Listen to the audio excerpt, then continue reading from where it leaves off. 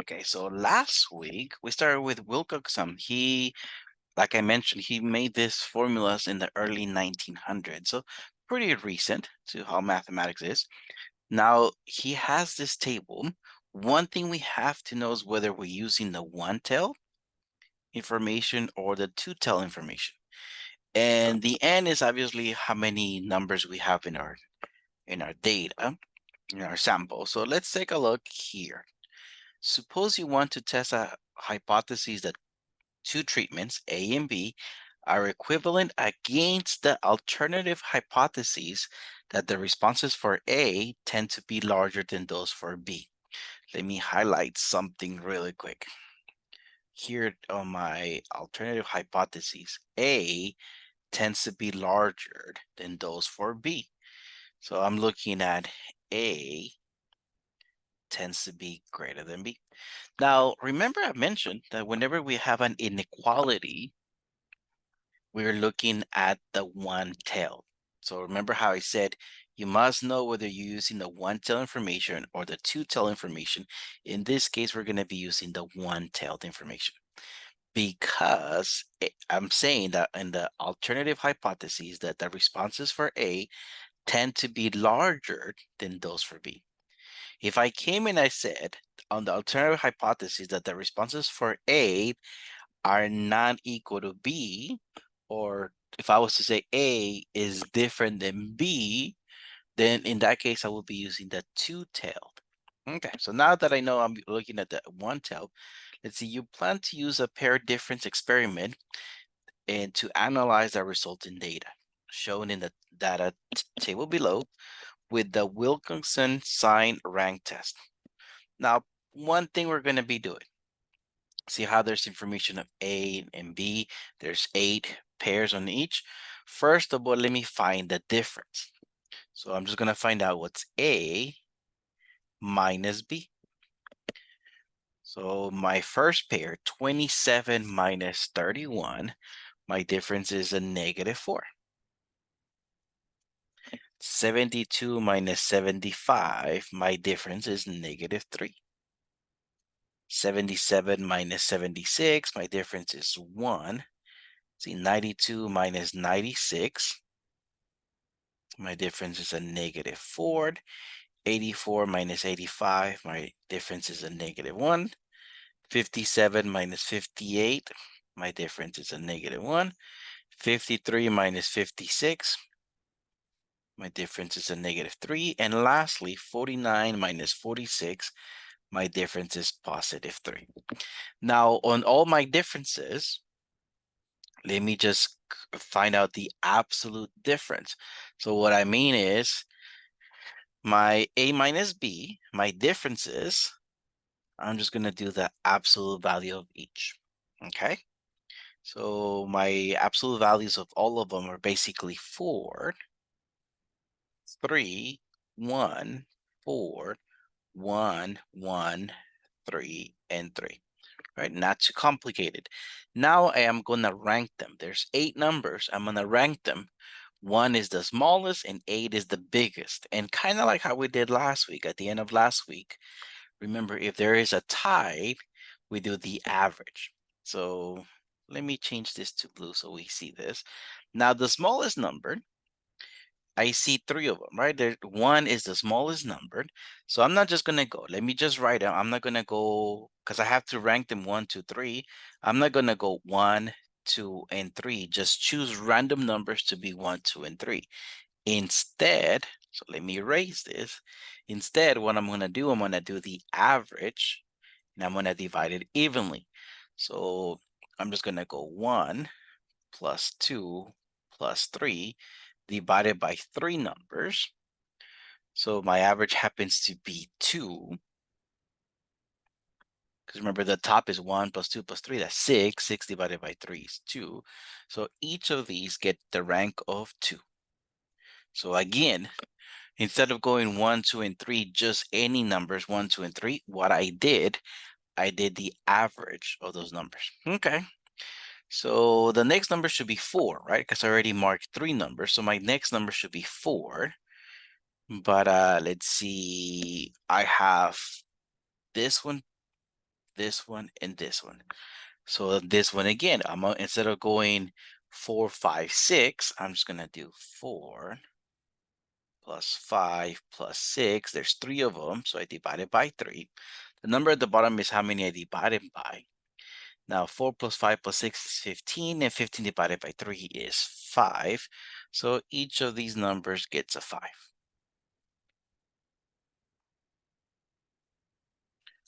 Okay, so I already marked, what, 6 numbers? My next number is 7, and then 8, but I see there's a tie, right? You guys see these two numbers? That's a tie. So, okay, so let me add 7 plus 8. This case, I'm going to divide by 2 because there's only 2 numbers, right? So 7 plus 8 is 15. 15 divided by 2 is 7.5. So each of these numbers gets a 7.5. Okay. Now, I'm going to be able to use this information to find my test statistics for this test. Looking at my information here, find the test statistic for this test. Now, remember how when we did the difference, when we did the A minus B, I'm looking at this table here. When we did our A minus B, some of them were negatives. Okay, so now our last number, remember how I got my difference there, then I convert them to positive, and then I gave them a rank. Okay, so let me just look at those on the ranking. Let me take a look at those numbers that came from the numbers that were negative to begin with. So I'm looking at these numbers. Let me highlight them.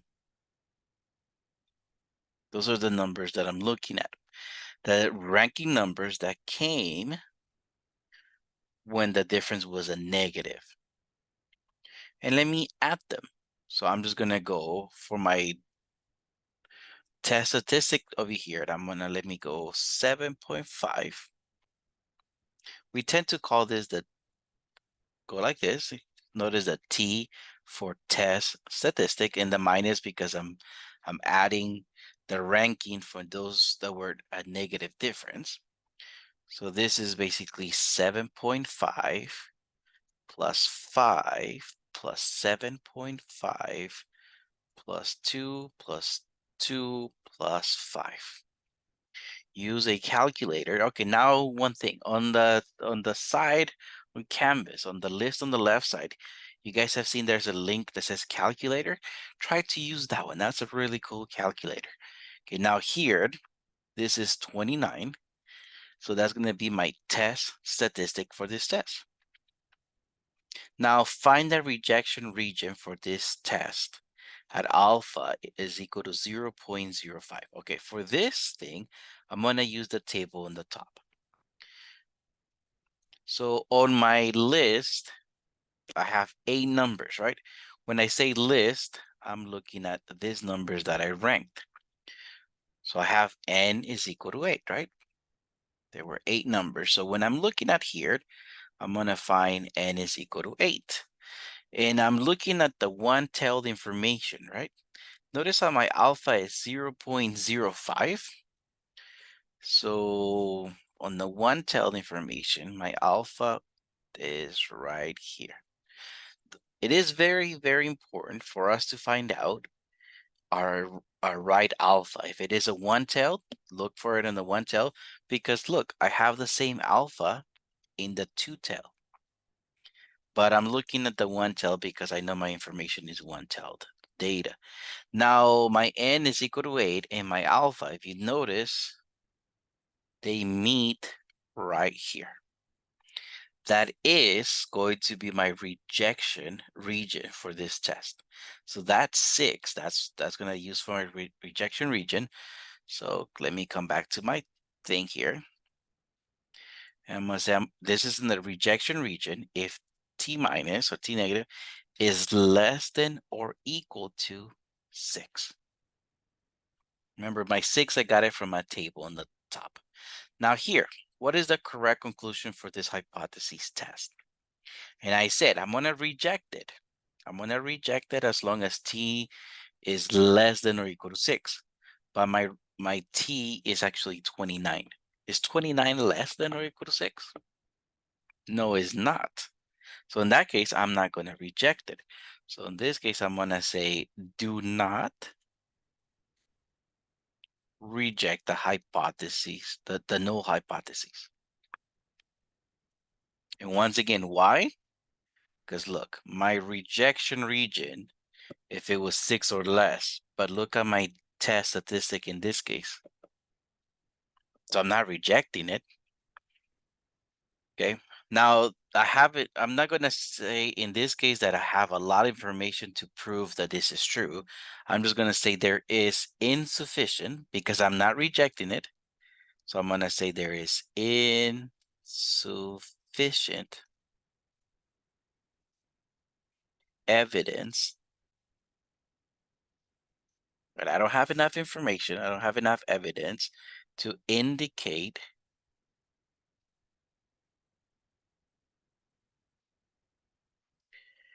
that the responses for A, that the responses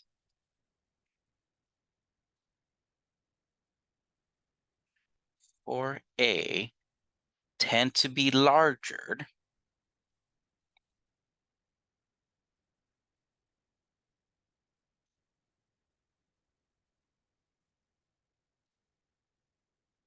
than those for B. Add an alpha of 0.05.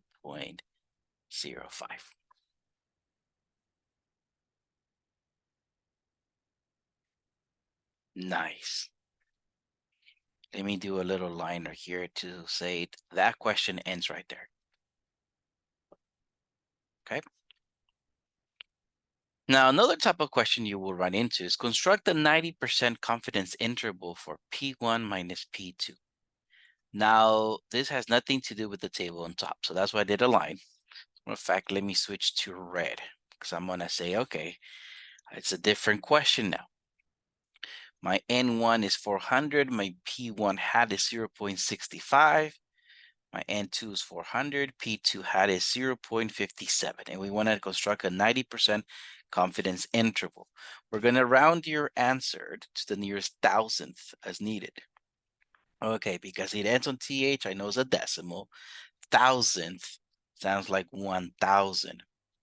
How many zeros are there in the number 1,000? 3 zeros. Okay, so my answer will be rounded to 3 decimal places.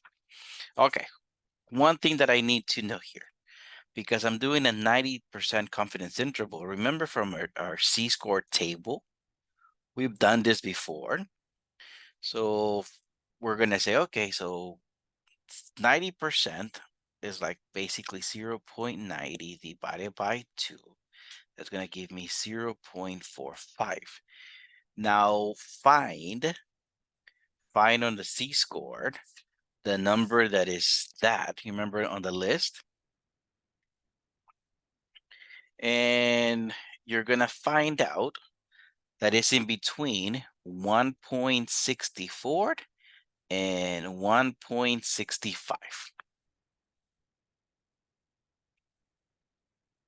Okay, so guess what? My C-score,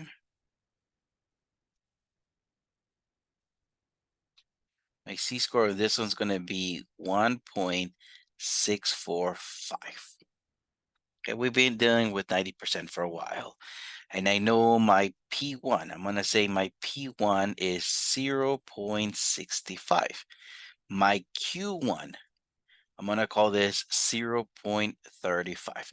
The probability of success on my first sample is 0.65.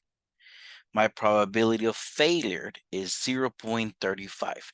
How did I come out with this decimal? I just went 1 minus P. So 1 minus 0.65.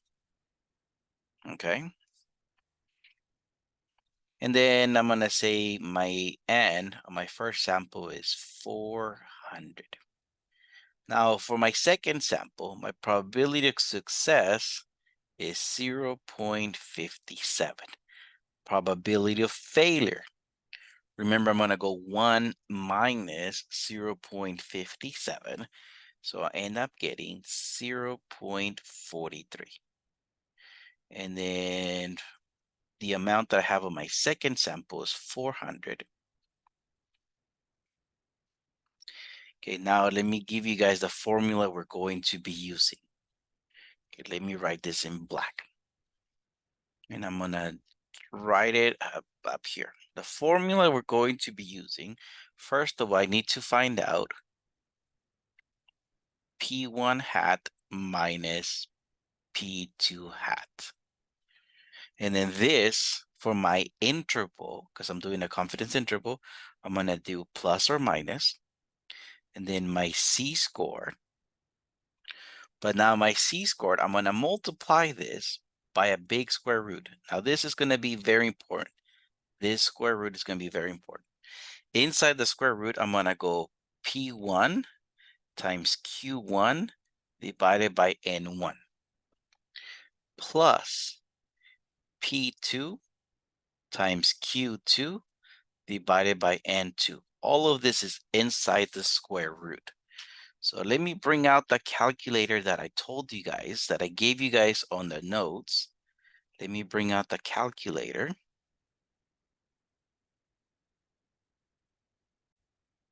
Okay, so in Canvas now, do you see on the side, you're gonna see this little thing for a calculator. Click on it. You have it there, you have it available. So click on your calculator. Let me come over and show you guys how that calculator looks like. So I click on it.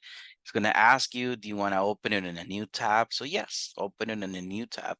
So now here, I'm going to have what I need to have. This calculator is what I'm going to be able to write, okay? I'm going to be able to use, and it's going to be pretty nice.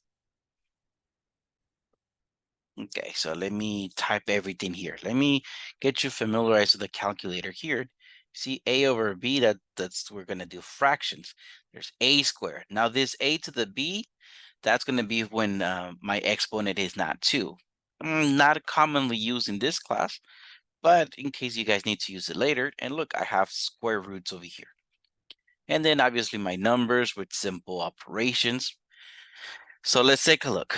Remember my formula. You should have it on your sample on your paper. I know I started with a parenthesis, so let me press my parentheses, and I know I had my P1 hat minus my P2 hat.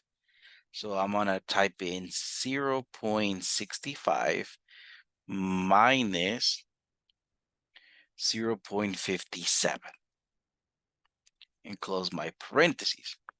And then I had a plus or minus. Right now, because I'm doing my lower interval, let me do minus.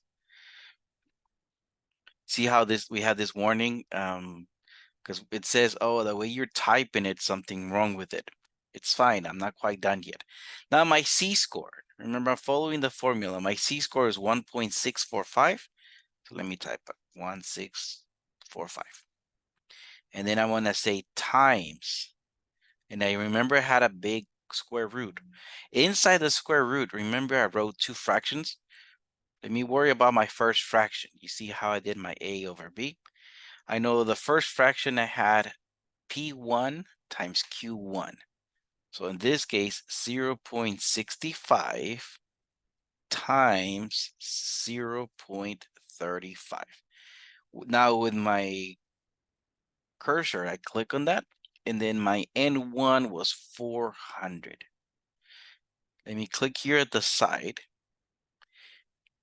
If you have arrows on your keyboard, you can press up, down, right, or left. So I press right, and then I had a plus sign. So I'm gonna go plus. Then I had another fraction, right? So let me do my fraction. Then on the top of my fraction, I had P2 times Q2. So 0.57 times 0.43. Let me go down on my arrows, and then my N2 was 400. Okay. Let me click to the left just to make sure. Do you guys see this? You guys should be following from your notes. where I got all this. But the cool thing about this calculator is like, look, I type in the fractions the way they needed to be typed. Let me go to the right so you guys can see it. But the funny thing is, as I was typing it, my calculator was giving me my answer. So I'm gonna say my lowest interval. Remember, I have to round it to the nearest thousandth. So 3 decimal places. So I have 0.023. You guys see it?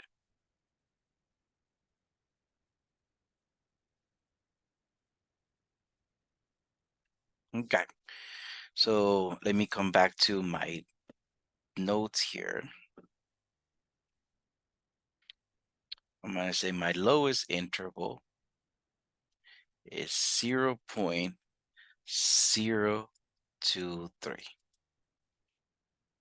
Okay, and then I go next one. The cool thing is that I'm not going to have to type the whole thing. All I'm going to do with my calculator, I'm going to change this minus. Remember the plus or minus? I did a minus. I want to change it for a plus. Okay, so let me go back to my calculator. Again, this minus. Let me change. I want to go delete. Backspace to delete that. Let me do a plus sign. And good, I don't have to retype everything.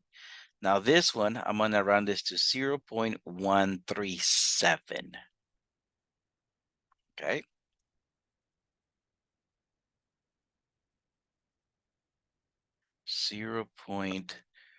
What did I say? 137. And that's it. Pretty cool, huh? As long as we're using the calculator, it's gonna be pretty simple. Now let me zoom out so you guys can see what we did today. And there you go.